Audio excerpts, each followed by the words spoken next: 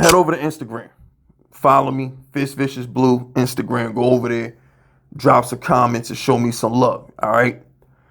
With that being said, Micah Parsons. Rookie season Micah Parsons. That's what I want Abdul Carter to be. Now, I know a couple weeks ago I did a video saying that Abdul Carter is going to be the next Ray Lewis, next Patrick Willis. Like, that's what I recorded that video a minute ago. Y'all not going to get it until... No. A matter of fact, I'm going to drop that video tomorrow, which will be Saturday. Today is Friday. So today I got a bigger Russell Wilson tomorrow. So the reason why I'm doing this video, and I thought I was done recording, but I guess I'm not. I still got to talk about Jaden Daniels' mother, and I got to clown Jalen Hurts for this freaking living with your parents bullshit. So I still got a couple more videos to do before I go on vacation. So the thing is, what a friend of mine was talking about Abdul Carter, and he's a Cowboy fan. And he said the most brilliant shit ever. He said, yo, everybody's comparing Abdul Carter to Micah Parsons. Well, he could be better than Micah Parsons. I said, I hope he ain't, because I don't want him to play defensive end. I don't want him on the edge. And he said, no, that's my point. He's like, yo, if y'all use Abdul Carter the way we use Micah Parsons his rookie year, he'll be the best defensive player in football. And I said, you know what? That's what I've been saying. Put him an inside backer and let him rush the quarterback from that position.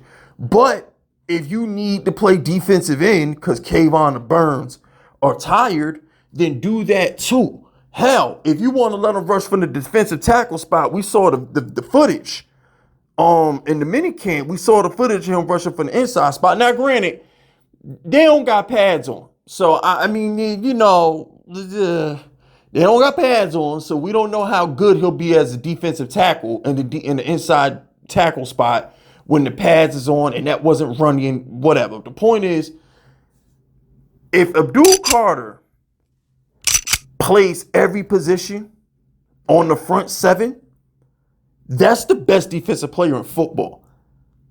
He's the runaway rookie of the year. If we just let him play every position on the defensive side of the football. If we want to rush four and he can really do damage like that from the interior line spot that he did in that training camp video, let him do it. If he got to rush from the A to the B gap from the off-ball backer spot, let him do it. If he needs to run to the flat to cover a running back, let him do it. If we got to spy Jaden Daniels, let him do it.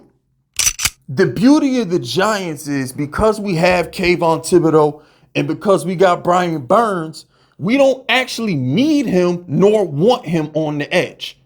We don't. Kayvon is our best pass rusher. Burns is a beast. Those two should be on the edge every play. They should be dominating snaps on the edge every play. Okay? Abdul Carter should be everywhere else doing everything. We have a Curacao who we paid a top dollar to be our inside backer. We have Dexter Lawrence, the best defensive tackle in football. The Giants defense is so blessed. It's so dominant that we could literally just put Abdul Carter anywhere and just let him tear shit up. That's what I'm getting at. Like, I see a lot of content creators and podcast people. It's not even content creators. It's really the podcast people. Because I don't listen to any Giants YouTuber at all. I don't listen to none of them. Maybe, you know, my boy Bad Dog. Shout out to Bad Dog. I'll click a Bad Dog video every now and again. But for the most part, I don't really watch a lot of YouTubes. All right. You know what I'm saying? I don't. And the thing is, it's one of those situations where it's like I listen to a lot of Giants podcasts though, because I'm always outside. Like I'm always on the grind. I'm always on the move. So I listen to the podcasts. And when I listen to these podcasts, everybody's talking about benching Kayvon Thibodeau.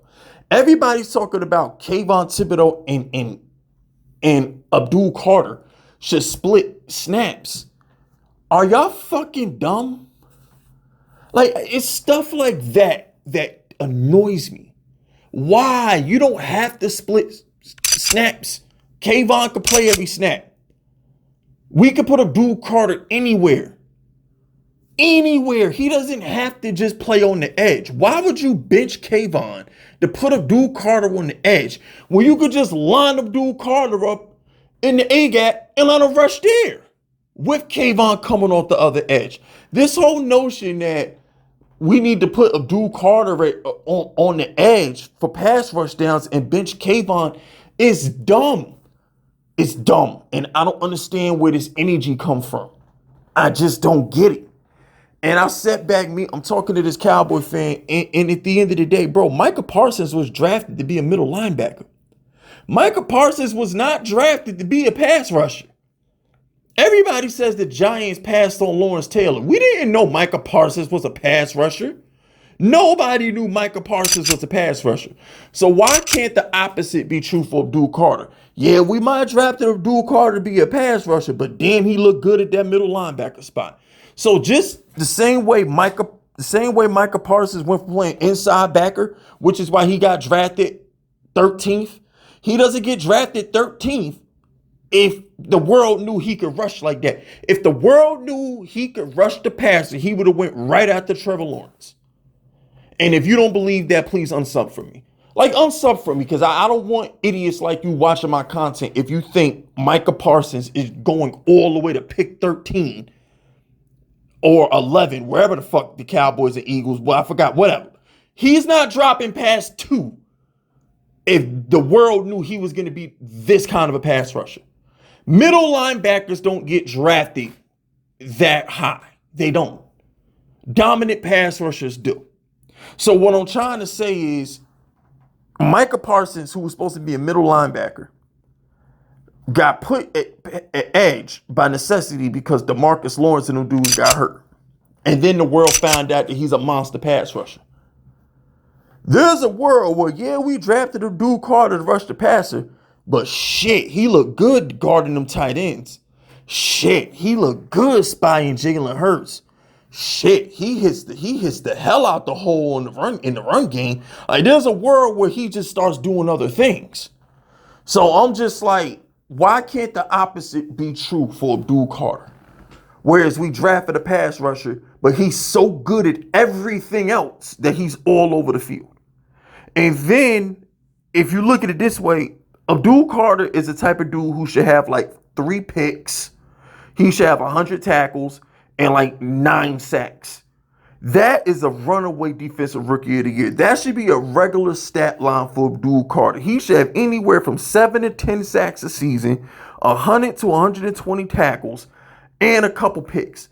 That should be a regular season for Abdul Carter going forward if they use him the right way. You got to use him the right way, though. And if they do that, he's the runaway defensive rookie of the year. Just use him the same way Micah Parsons was used the first half of his rookie season.